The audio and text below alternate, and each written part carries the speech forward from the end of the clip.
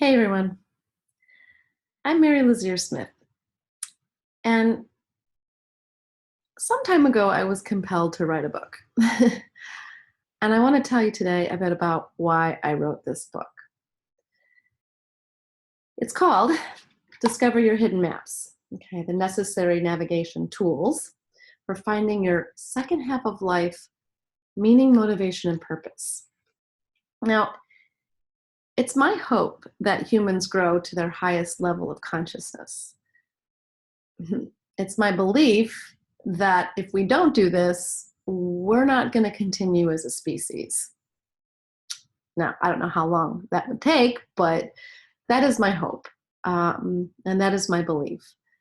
I really feel like we as adults need to move up, need to expand, need to grow into higher and deeper levels of consciousness.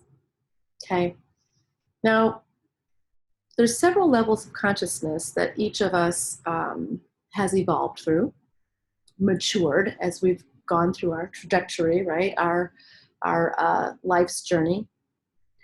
And we grow through these both as individuals and as collectives. So as societies, as nation states, as, whatever that looks like as our collective, as a human species.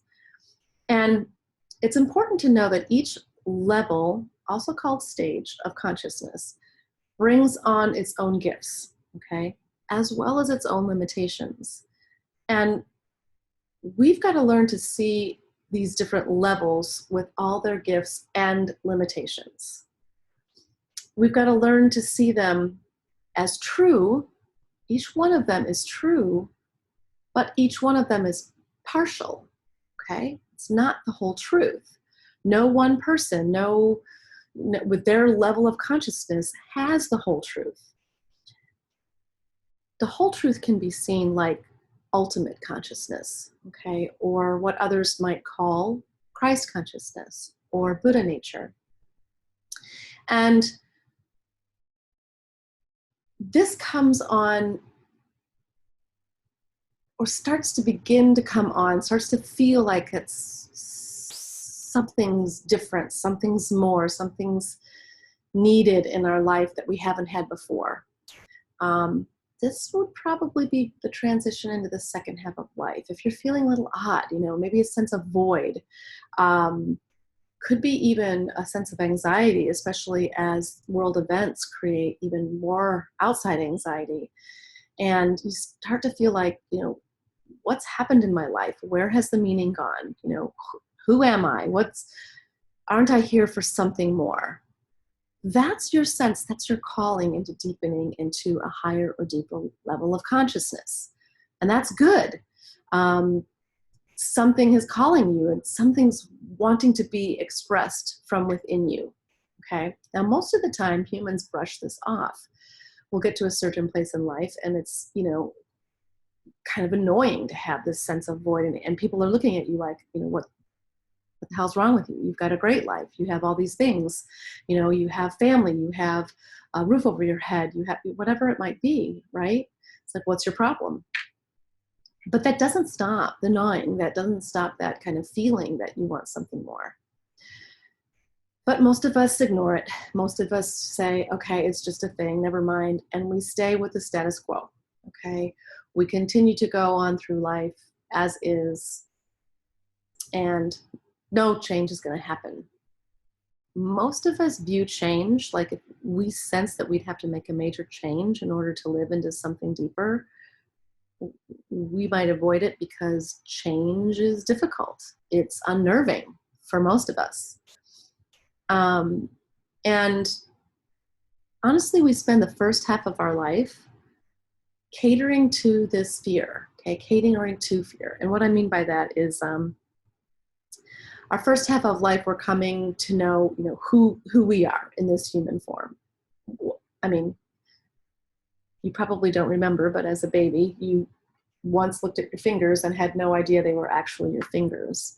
This whole part of growing up, this whole becoming human is getting to know who we are in this form as we walk around this planet and how we interact with everybody else. And there's messages that we receive and interpret that tell us how to behave, how to be a good person, how to be right, how to fit in, how to be a rebel. I mean, all of those things, right? These are all the messages.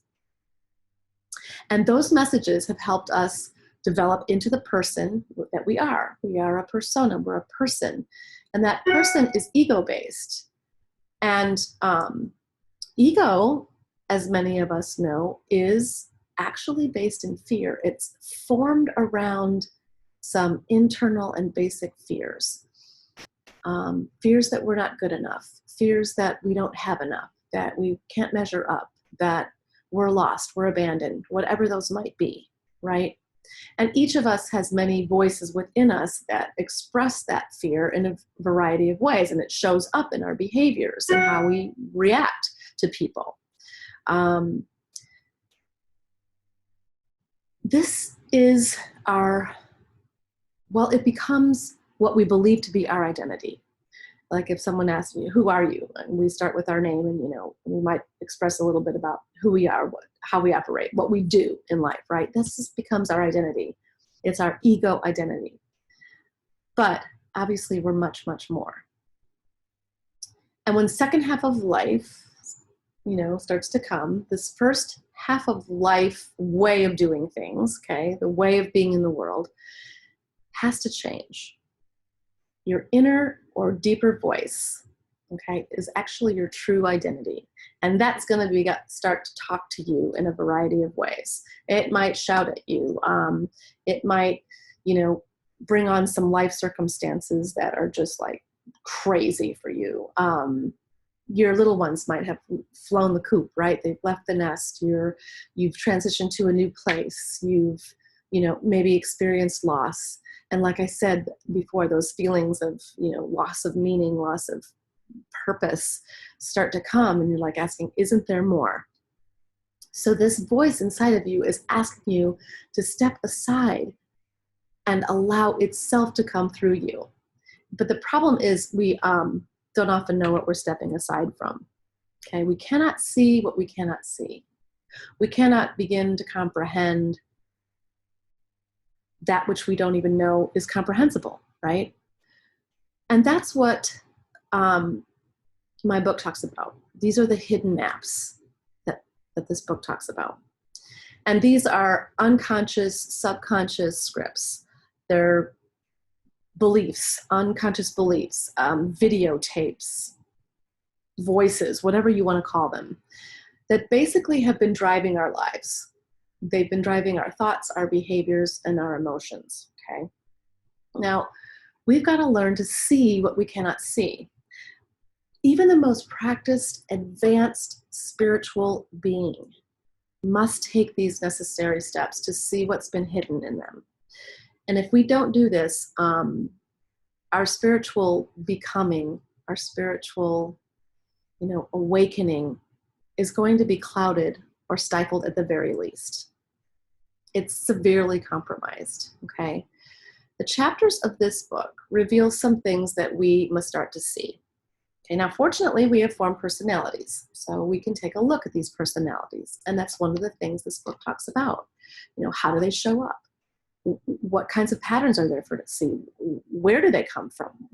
Why do they, speak and develop patterns and dictate our behaviors? What's going on there with that?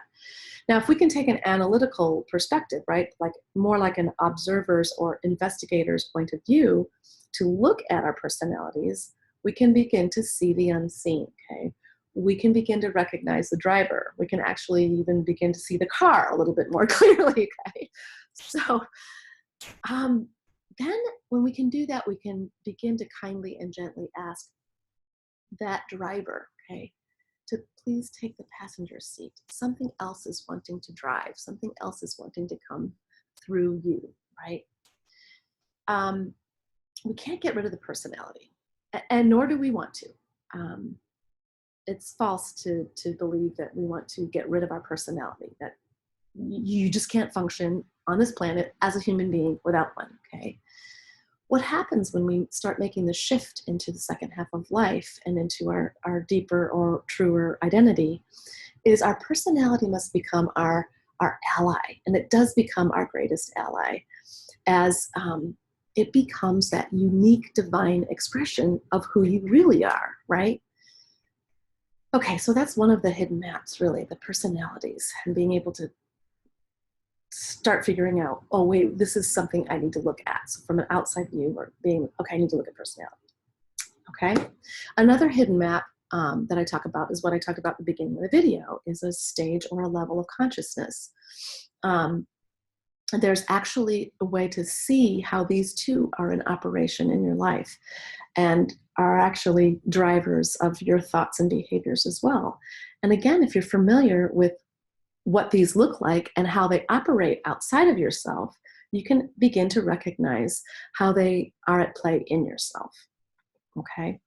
And the more you can see these invisible drivers, the more you can be in choice. If those drivers are in your best interest to be driving, okay? Not in only your self-interest, but what's best for those in the situation other than you, okay?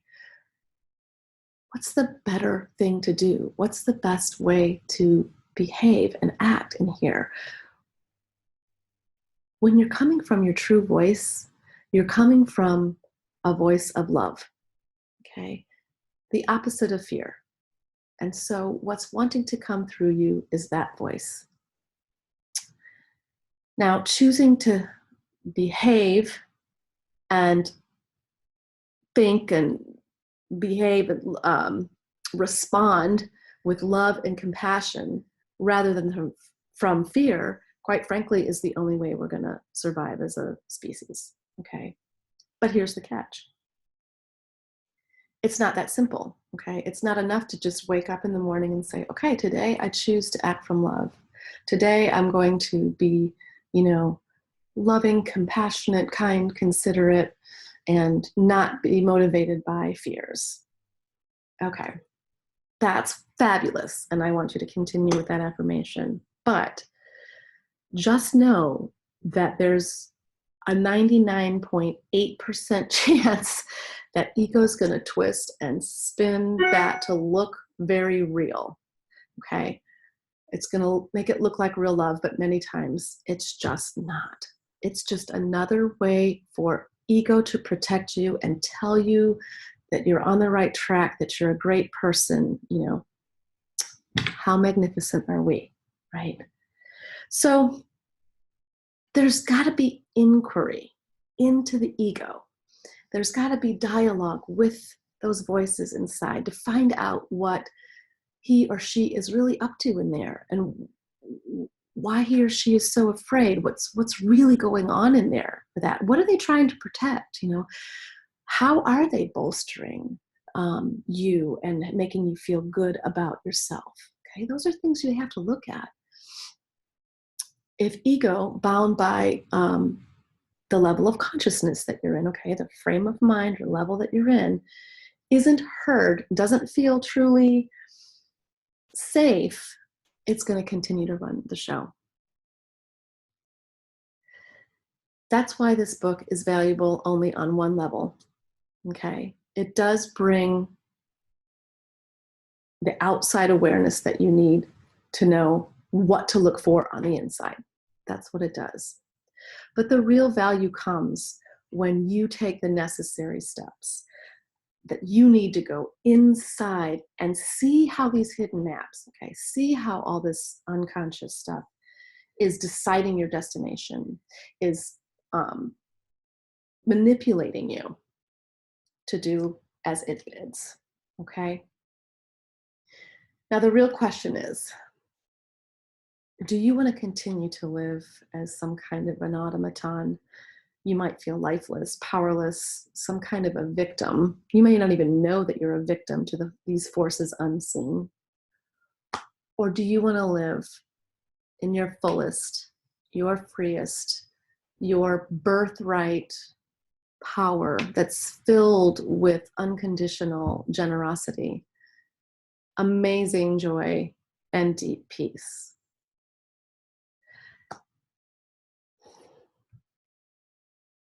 If it's the latter, well then, you know where to find me. Let's talk.